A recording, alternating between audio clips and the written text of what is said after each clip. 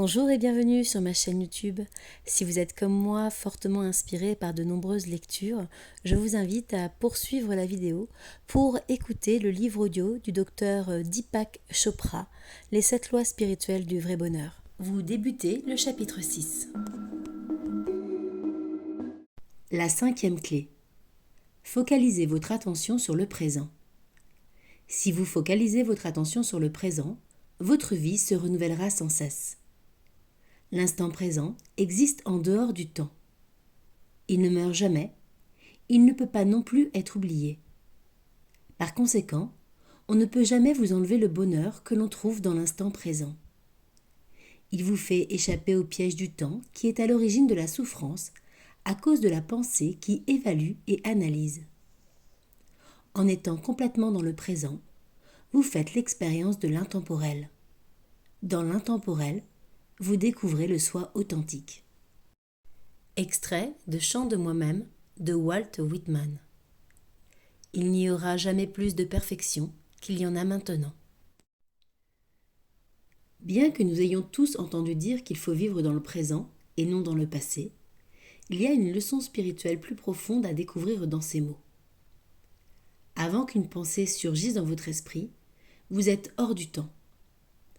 Quand une pensée a atteint son objectif, qu'elle fasse ressurgir un désir ou le souvenir d'un événement passé, vous retournez à cet état hors du temps. Là, vous n'avez pas besoin d'une raison pour être heureux. Vous l'êtes tout simplement. Le bonheur qui a une raison pour exister est en fait une autre forme de souffrance. Quelle que soit la raison de votre bonheur, une relation plaisante, une situation agréable ou des biens matériels, il peut vous être enlevé à tout moment. En conséquence, votre bonheur qui dépend d'éléments extérieurs est fragile.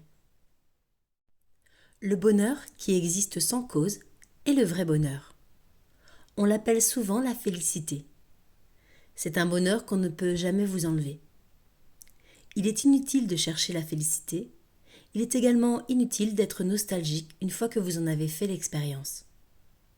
La félicité existe dans le maintenant. Alors, qu'est-ce que le maintenant ? Nous pouvons l'appeler conscience de l'instant présent, qui est une bonne expression parce qu'elle nous rappelle qu'on ne peut trouver la félicité en se souvenant du passé ou en anticipant l'avenir. Le présent n'a pas de durée. Dès que vous essayez de mesurer l'instant présent, il disparaît. Aussi, le maintenant se renouvelle-t-il sans cesse. Il est hors du temps car le temps ne peut pas l'arrêter. Le maintenant ne peut jamais vieillir, ni mourir. Le temps est un phénomène mystérieux, mais nous savons qu'il est subjectif, et nous l'utilisons pour mesurer l'expérience. Considérez les phrases suivantes. Je m'amusais bien et les heures passaient vite. Je m'ennuyais et le temps n'en finissait plus. Le temps m'était compté et s'écoulait rapidement. La splendeur des montagnes était telle que le temps s'arrêta. Chacune de ces expériences du temps est personnelle. Le problème du temps, c'est que nous en faisons toujours quelque chose de personnel. Que vous regrettiez quelque chose dans votre passé ou que vous vous inquiétiez pour quelque chose dans l'avenir, vous créez des modifications dans votre corps. Autrement dit, vous passez une grande partie de votre vie à métaboliser le temps. Chaque expérience de votre vie a été métabolisée dans votre corps physique et influence votre horloge biologique. En fait, le vieillissement biologique, avec tout son cortège d'infirmités, de souffrances et de chagrins, n'est rien d'autre que le métabolisme du temps. Même le souvenir momentané d'un traumatisme passé vous fait souffrir à nouveau. Les expériences agréables représentent également le métabolisme du temps, mais elles ne laissent pas de signes d'usure sur le corps. La sagesse traditionnelle a toujours déployé ses efforts pour résoudre le problème du temps, car la félicité, ce bonheur qui n'a pas besoin de raison pour exister, peut simplement survenir dans l'instant présent. Si votre vie est piégée dans l'écoulement du temps, votre corps le sera aussi. Mais si vous pouvez échapper aux griffes du temps, votre corps sera métamorphosé par l'expérience de la félicité. Voici la solution que propose la sagesse traditionnelle. Selon elle, le temps est le mouvement de la conscience, ou plus simplement, le mouvement de la pensée. Le véritable soi qui se trouve par-delà la pensée ne peut être trouvé que dans le maintenant. Le soi véritable, qui existe dans le maintenant hors du temps, n'est ni observateur ni objet d'observation. Cependant, dès qu'une pensée vous vient à l'esprit, un observateur apparaît, de même que l'objet d'observation. Nous découvrons ainsi que chaque personne existe dans deux réalités. Premièrement, l'état silencieux de l'être qui n'est pas prisonnier du temps. C'est là que se trouve la félicité. Deuxièmement, le monde relatif de l'expérience. L'esprit vit dans ce monde en agissant constamment en observateur qui se concentre sur un objet qu'il observe. Quand vous vous concentrez sur le présent, vous vous alignez avec la première réalité et tout son potentiel de bonheur qui ne peut jamais vous être enlevé. Même si vous vous concentrez sur la deuxième réalité, dont le décor est en perpétuel changement, votre esprit sera prisonnier du temps. Le temps sera alors à l'origine de tous les effets négatifs dont nous avons déjà parlé. Quand vous vous concentrez sur l'instant présent, vous n'abandonnez pas le monde relatif. Vous participez toujours à la vie quotidienne, mais avec une différence. Vous ne vous identifiez plus au changement. Les aléas de l'existence ne vous contraindront pas à renoncer à votre soi véritable. Dans la vie courante, nous sommes tellement pris par le décor en perpétuel changement que nous ne remarquons pas que nous nous sommes échappés de l'instant présent. Il est important de reconnaître que le temps est à l'origine de toute souffrance. On peut également dire que le temps naît quand le soi authentique a été sacrifié à l'image que l'on a de soi. Nous avons déjà parlé de l'image de soi et de ses fausses promesses. Le temps, qui est le mouvement de la pensée, se sert de l'image de soi ou de l'ego comme point de référence mentale. Si vous regardez de près ce qui se passe dans votre esprit, que voyez-vous ? Vous évaluez constamment toutes les expériences. Vous vous comparez à quelque chose qui semble meilleur ou pire. Vous rejetez certaines choses et en préférez d'autres. Vous inventez une histoire dont vous êtes le sujet. Rien de tout cela n'est en fait nécessaire. Vous essayez seulement de trouver toutes sortes de raisons d'être heureux ou malheureux. Ainsi, vous comparez votre situation à celle de quelqu'un d'autre. Mais quand vous inventez votre histoire et regardez autour de vous pour voir si vous êtes plus heureux ou moins heureux que votre voisin, que se passe-t-il ? Vous avez quitté l'état naturel du bonheur qui existe dans le maintenant. L'expérience est une chose. Vous n'avez pas à vous en servir pour inventer une histoire. L'ego adore le mélodrame, aussi s'empare-t-il de chaque expérience pour inventer un conte qui n'en finit jamais sur la façon dont votre vie se déroule. Le conte peut être intéressant ou non, dramatique ou ennuyeux, centré sur l'ego ou en être relativement éloigné. Mais alors, si vous n'aviez pas d'histoire, votre vie serait beaucoup plus simple et plus proche de la nature. Il n'y aurait pas d'image de soi à défendre.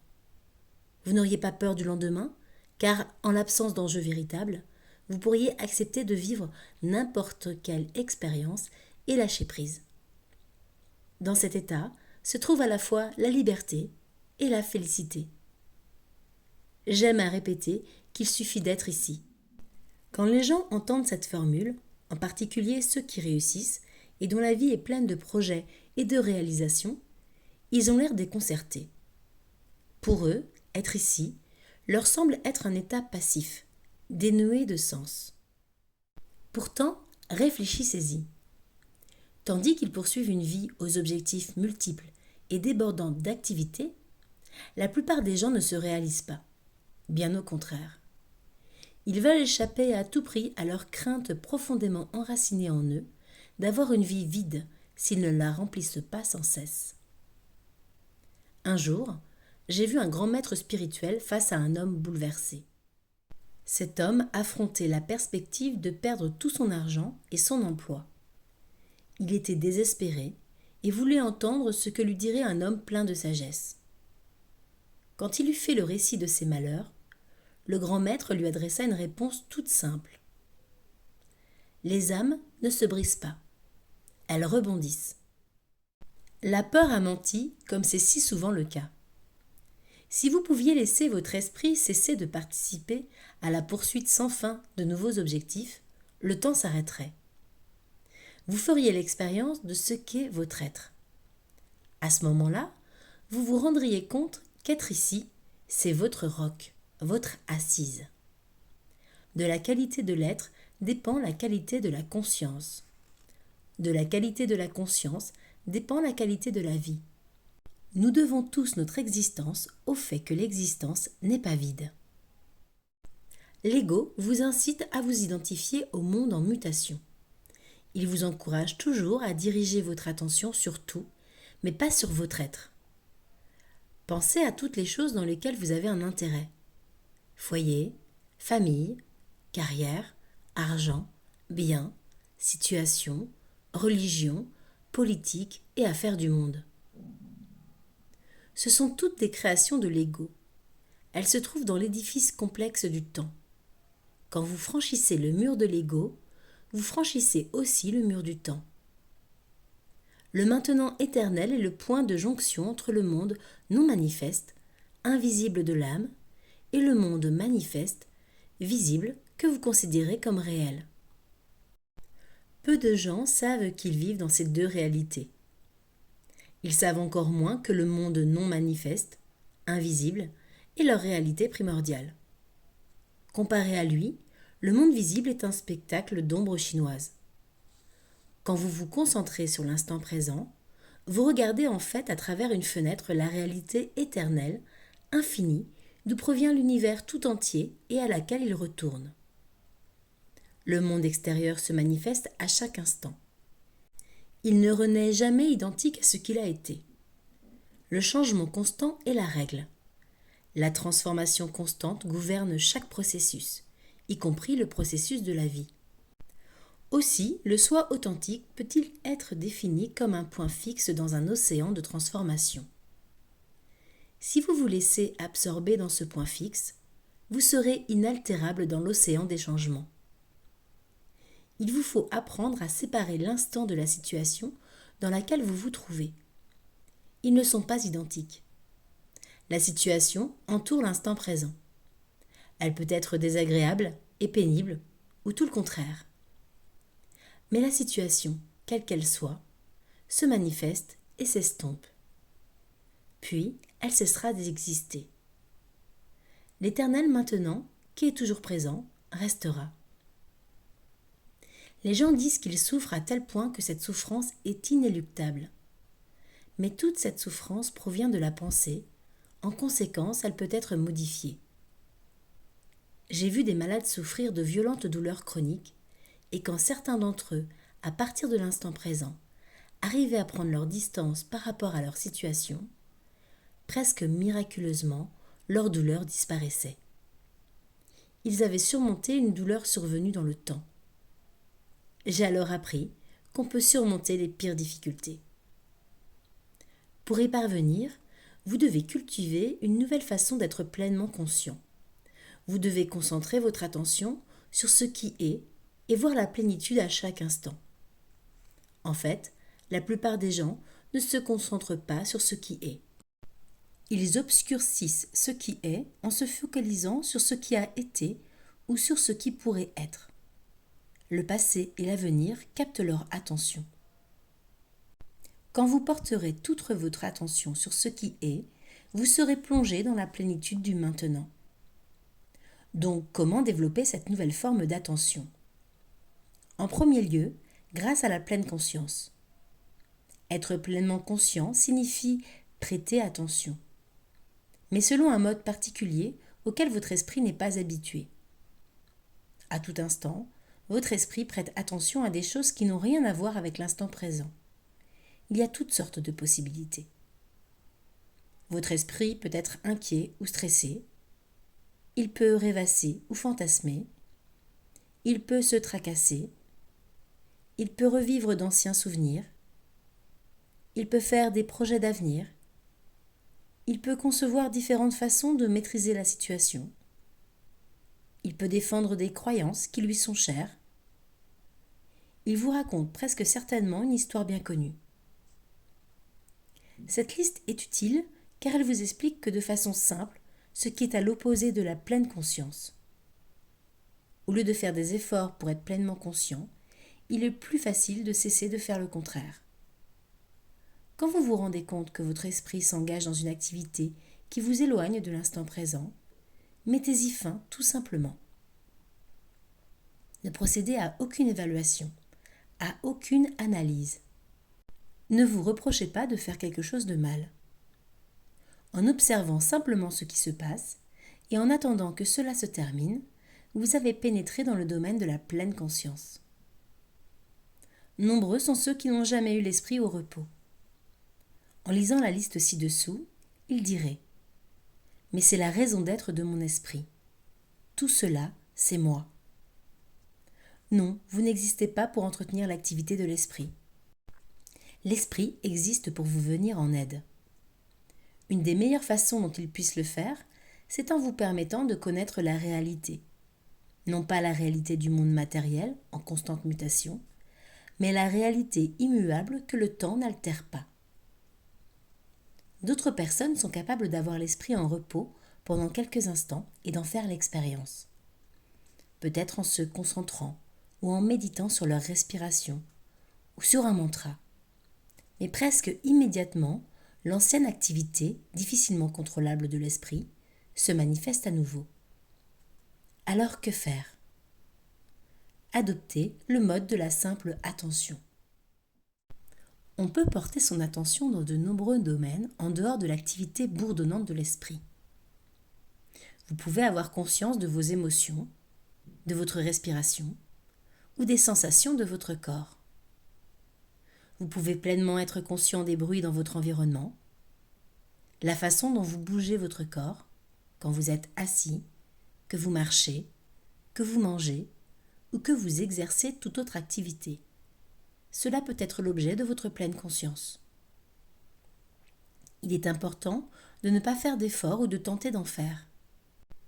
Toute chose sur laquelle vous faites porter votre attention vous amènera à vivre l'instant présent en vous permettant de faire l'expérience de la présence. Quand vous êtes à proximité d'une personne sainte, par exemple, vous faites l'expérience de la divinité, qui est en fait enracinée dans quelque chose de beaucoup plus simple. Elle vient du fait que vous êtes présent. Être présent suffit pour apporter la sérénité et un sentiment subtil de sécurité, d'amour et de joie. Cette expérience nous échappe souvent dans notre propre vie, parce que dès que nous avons une pensée ou une sensation, nous nous mettons à l'évaluer et à l'analyser. Alors le présent disparaît et emporte la présence. Être présent et faire l'expérience de la présence, c'est la même chose. Dans l'un comme dans l'autre cas, il ne faut pas faire d'effort. Vous ne pouvez pas agir pour être présent. Vous l'êtes, tout simplement. Si vous pratiquez la pleine conscience, vous commencez à faire l'expérience de cette qualité de la présence joyeuse. Si vous vous apercevez que vous commencez à vous déconcentrer, le simple fait de le remarquer vous ramènera au présent. La pleine conscience dont je parle n'a rien à voir avec le vide et ne nécessite aucune activité méthodique de contrôle.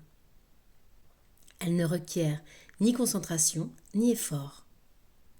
C'est l'état le plus détendu et le plus naturel qui existe, car le soi est un état de parfaite détente. Vous pouvez y glisser simplement en notant au passage chaque activité qui vous déconcentre et en y renonçant. Ça s'en va et ça revient, comme dit le refrain de la chanson, a en réalité un sens spirituel profond.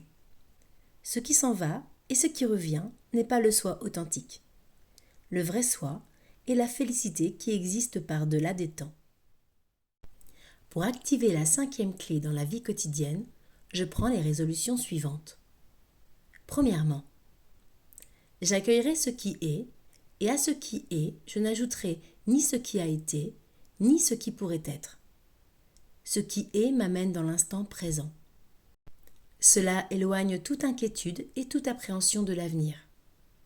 En me concentrant uniquement sur ce qui est devant moi, je suis dans un nouvel état d'esprit plus détendu et plus réceptif. Je permets à mon être d'être présent. Ainsi, je fais l'expérience de la plénitude de la présence divine. Deuxièmement, chaque fois que je serai déconcentré, j'en prendrai note. Je ne suis pas l'activité turbulente de l'esprit. Je ne suis pas l'histoire que ne cesse de me raconter mon esprit. Je ne suis pas mes souvenirs, ni mes rêves de l'avenir. Je suis le point fixe, maintenant et à jamais. Je suis pleinement conscient dès que je cesse d'être déconcentré. Maintenant, je prête attention à l'instant présent et à la plénitude qu'il contient. Troisièmement, je distinguerai l'instant présent de la situation présente. Chaque situation survient et s'éloigne. Toutes choses sont en mutation, mais moi, je reste identique à moi-même. Si une situation stressante se prolonge, je trouverai un endroit tranquille pour me concentrer. Si cela n'est pas possible, je promets de m'éloigner à la première occasion. C'est le cas concret de la pleine conscience. Cela me rappelle que mon objectif principal dans la vie, c'est être présent avec le soi authentique. C'est seulement alors que je pourrai apprécier ce qui est. Pour ne rien rater des prochains chapitres du livre de Deepak Chopra, Les 7 lois spirituelles du vrai bonheur, je vous invite à vous abonner à la chaîne Holistique Inspiration. À bientôt!